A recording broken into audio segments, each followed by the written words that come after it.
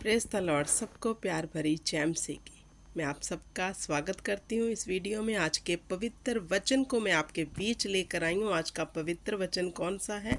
यहोवा यूँ कहता है, आकाश मेरा सिंहासन और पृथ्वी मेरे चरणों की चौकी है। तुम मेरे लिए कैसा भवन बनाओगे और मेरे विश्राम का कौन सा स्थान होगा? मेरे प्रिय भाई बहनों, हम सब जानते हैं कि खुदावंद का वचन हमें क्या कहता है। ये वचन हमने बहुत बार पढ़ा है, बहुत बार सुना है कि यहोवा ने कहा, आकाश मेरा सिंहासन और पृथ्वी मेरे चरणों की चौकी है। तो मैं इतना विशाल हूँ, तुम मेरे लिए कौन सा भवन बनाओगे? हालेलुया। क्या परमेश्वर हमारे बनाए हुए भवनों में रहेगा? हालेलुया। जहाँ फिर जो बड़े बड़े भवन बन रहे हैं, खुदा इनसे प्रसन्न होगा? खुदा की डिज़ायर क्या है? हमें आज के पवित्र वचन में जानना है मेरे प्रिय भाई बहनों कि हमारा परमेश्वर क्या चाहता है हमसे। हालेलुया। क्योंकि परमेश्वर का वचन जो है वो सत्य है, अटल है, वो टलने वाला नहीं।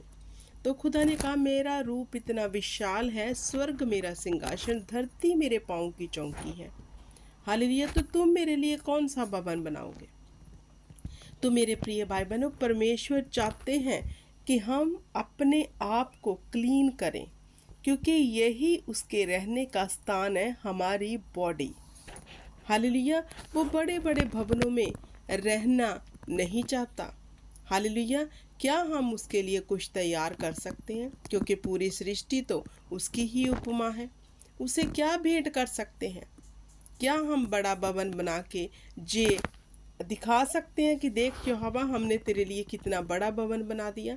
लेकिन हमारे अंदर तो छल और कपट है। तो क्या खुदा उस भवन में रहने आएगा? पहले खुदा ने कहा, तू अपने आप को क्लीन कर। हालेलुया। जहाँ उसका आत्मा हमारे शरीर में रहना है, पहले खुदा की मांग है कि हम इसे पवित्र करें, क्योंकि खुदा हमारे दिल में रहता है, वो भवनों में नहीं है। हम इधर उधर परमेश्वर को ढूंढ रहे हैं, लेकिन परमेश्वर तो अपनी आत्मा के वसीले से मेरे प्रिय भाई बहनों हमारे अंदर रहता है। हर उस मनुष्य के अंदर है जिसका हम प्रतिदिन पता नहीं कितनी बार दिल दुखाते हैं। हालेलुया। तो क्या हमने कभी सोचा है कि हमारा परमेश्वर तो हमारे इस शरीर में रहना चाहता है? क्या ये हम बना सकते हैं इस शरीर को फिर से, जो पहले औम्य से भरा था, अहंकार से भरा था? क्या अब हम इसे ना बनाएं कि खुदावंद इसमें रहे? हालेलुया।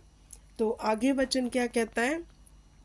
यहोवा की यह वाणी है, ये वस्तुएं मेरे ही हाथ की बनाई हुई हैं, सो सब मेरे ही हैं, परंतु मैं उसी पर दृष्टि करूंगा जो दीन और खेदित मन का हो और मेरा वचन सुनकर थरथराता हो।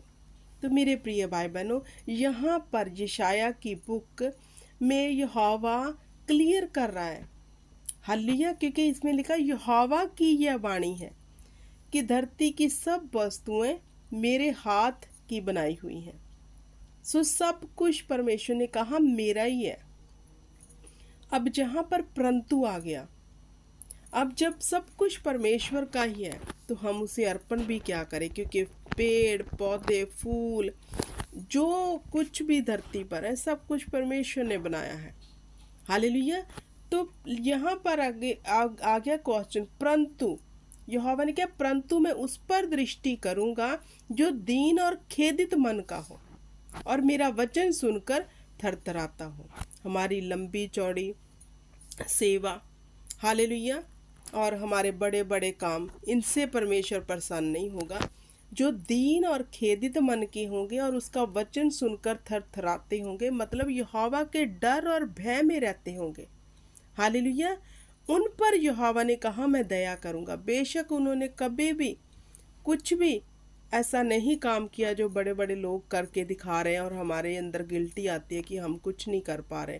लेकिन अगर हम परमेश्वर के डर और भय में रहने वाले हैं और उसका वचन सुनकर डरते हैं कि नहीं, हमें ये बुरे काम नहीं करना, और हम दीन हैं, हालेलुया, हम हम्बल हैं, हम में अहंकार नहीं है, औमा नहीं है, हालेलुया, तो खुदा हम पर दृष्टि जल्दी करता है। पहले करता है उन लोगों के ऊपर दृष्टि जो दीन और खेदित मन के हैं, जो बड़े बड़े भवन बना रहे हैं लेकिन अंदर उनके कपट है, छल है। हालेलुया। तो इस धोखे में मत रहो कि उनके ऊपर यहोवा दया करेगा, हम ऐसा कर देंगे तो यहोवा हम पर दया करेगा। नहीं, पहले खुदा ने कहा तुम दीन बनो और मेरे वचन सुनकर थरथराओ, कांपो। हालेलुया। इस वचन को यहीं समाप्त करते हो। खुदा आपको बरकत दे, आशीष दे। आमीन।